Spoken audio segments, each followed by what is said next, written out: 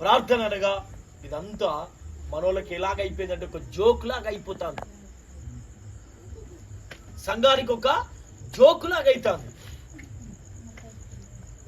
మీరు నమ్మినా నమ్మకపోయినా, మీరు విన్నా వినకపోయినా, మీరు ఎలాగున్నారంటే బఫూన్ టైపులో ఉన్నారు. మీరంతా ఒక మాట మీద ఉండే మనుషులు కాదు మీరు. అంటే మీరు మంచి వాళ్ళే, కానీ మీ దేహము బయట ఉన్న వాటికి మీరు లోపడతారు. దేహం లోపల ఉన్నది పరిశుద్ధాత్మ. హల్లెలూయా. ఈ పరిశుద్ధాత్మని మీరు గౌరవించట్లే, పరిశుద్ధాత్మని ప్రేమించట్లే. దేవుడికి స్తుతి కలుగును గాక. పరిశుద్ధాత్మ చెయ్యమన్నా ఆ కార్యాన్ని చెయ్యట్లే.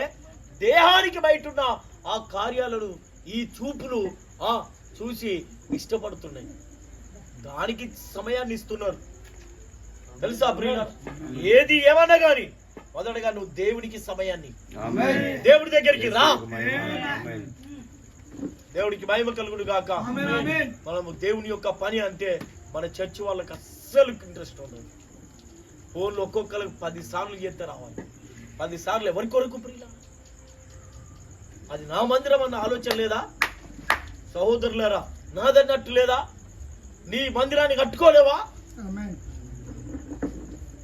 దేవుడికి స్తుతి కలుగును గాక. హల్లెలూయా. హల్లెలూయా. ఫోన్ చేయి. నీకెందుకు ఫోన్ చేయాలి? దాని సంఘంలో ప్రకటన చేసినాం, రావాలి కదా మనం.